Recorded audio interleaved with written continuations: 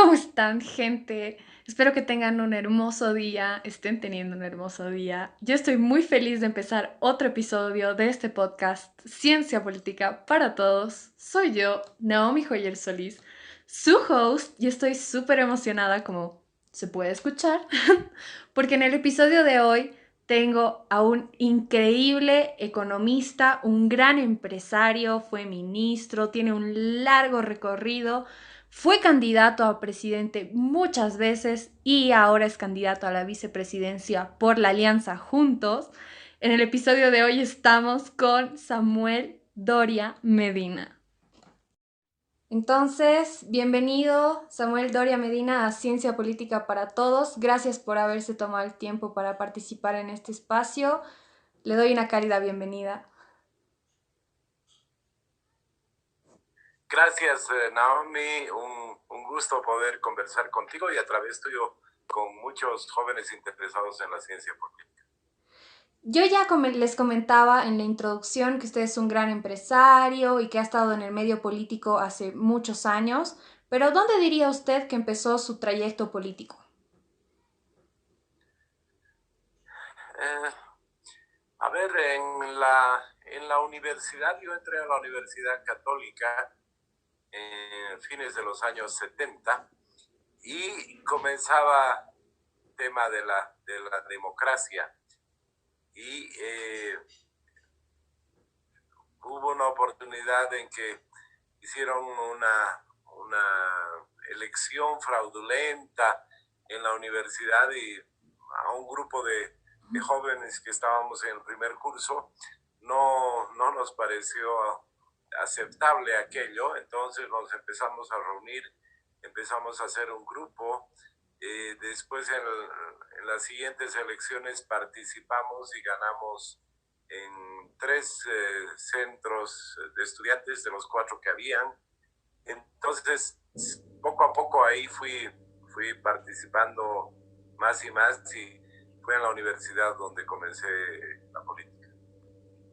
Bueno, y ahora ya entrando más a la, a la situación actual, ¿cómo ve usted el campo político después de la pandemia, siendo candidato a vicepresidente? Sí, justamente anoche yo hacía una evaluación porque ayer se cumplían 6 meses del gobierno de la presidenta Áñez y yo decía, hace 6 meses renunció Morales, además un sabotaje a la democracia, hizo renunciar a todos los que seguían en línea, seguramente con la esperanza de que se vuelva un caos y que después le pidan volver para pacificar el país. Pero no fue así, apareció una mujer veniana, que era senadora y que dijo, a mí me corresponde y yo estoy dispuesta a asumir. Y nuestra democracia, que pendía de un hilo muy delgadito, pudo ser recuperada, se logró pacificar el país. No fue fácil, pero esta mujer veniana logró ese primer gran desafío que parecía casi imposible. Y lo más increíble es que pasan poco más de 3 meses, creo que son 100 días justo, que pasan de su presidencia y aparece esta pandemia que por lo menos nosotros nunca habíamos vivido algo similar aquí en Bolivia, porque leyendo, por ejemplo, el año 1968 hubo la gripe de Hong Kong donde murieron 1 millón de personas, pero no nos llegó a nosotros, poco nos enteramos seguramente, pero esta pandemia nos ha llegado y la presidenta ha tomado medidas oportunas y ahora después de 54 días de cuarentena podemos ver de que lo hemos hecho bien. Somos uno de los países que tiene menos casos contagiados. En este indicador de cuántos contagiados cada 100,000 habitantes, hay países como España que tienen 460 contagiados cada 100,000 habitantes Y nosotros en el país estamos, creo que con 46 contagiados cada 100.000 habitantes o algo así. O sea, un décimo de lo que tienen países mucho más avanzados como los países europeos y otros países vecinos. Si vemos alrededor, Brasil está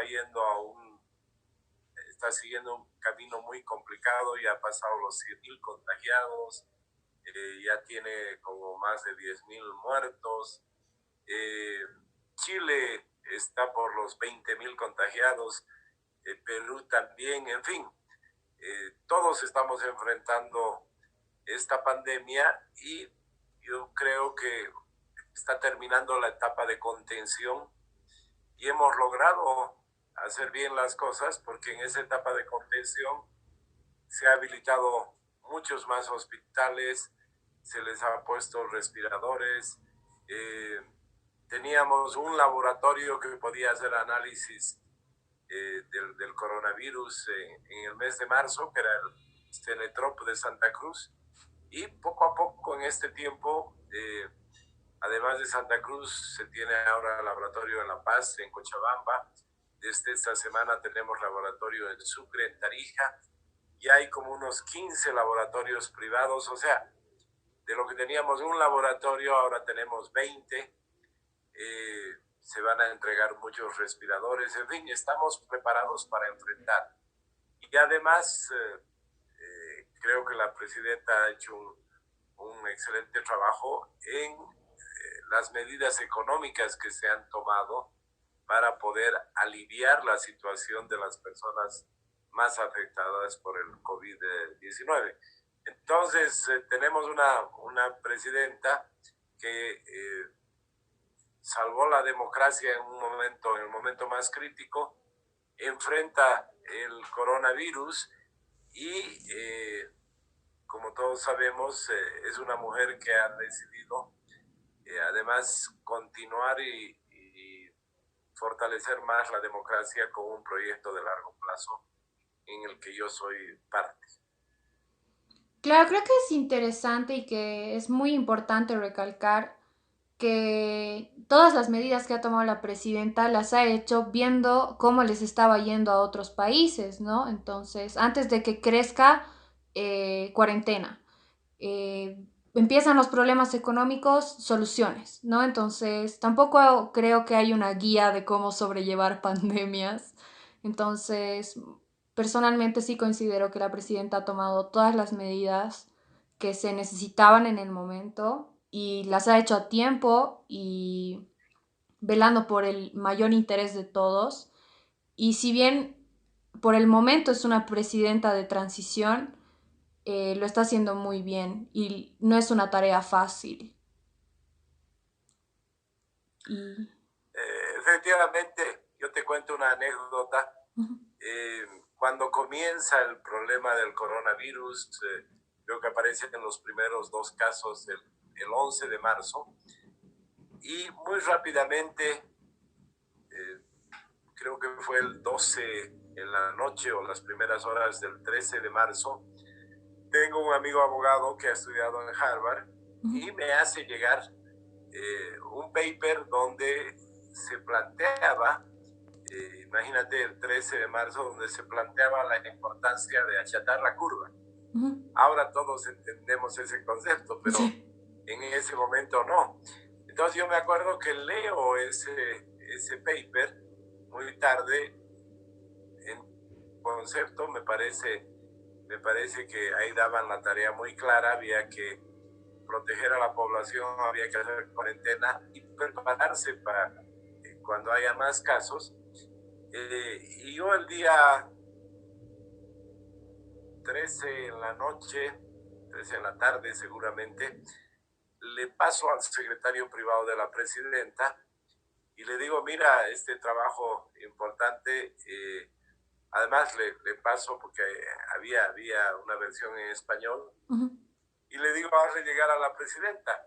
Entonces, imagínate, teníamos la información más importante, más oportuna, cuando cuando seguramente, o tal vez antes que muchos otros presidentes de países vecinos, tuvieron esa información y pudieron tomar medidas. Entonces, realmente en Bolivia hemos sido testigos de cómo se ha manejado adecuadamente, oportunamente, en la materia de salud y después también en materia económica, ¿no? ¿Cuál es su opinión personal sobre las personas que están sacando rédito político de esta situación? Están queriendo generar conflicto político con esta situación. Mira, yo creo que se están equivocando. Yo recuerdo que cuando comenzó la pandemia, en en mediados de marzo, yo me di cuenta claramente de que ya no tenía sentido hacer campaña, pintar paredes, ir a dar discursos, sino que cambiaba totalmente el escenario y había que encontrar un rol en apoyar a salir bien de esto. Que esa era la tarea, ¿no? Que si uno seguía haciendo campaña, la población lo iba a castigar, no lo iba a ver bien. Y si no salíamos bien de esta pandemia,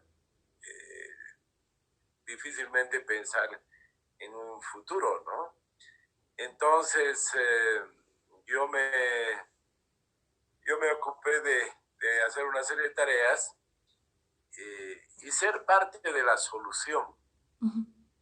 Creo que esa definición fue muy importante. ¿Cómo puedo ayudar en varios temitas para ser parte de la solución y no parte del problema?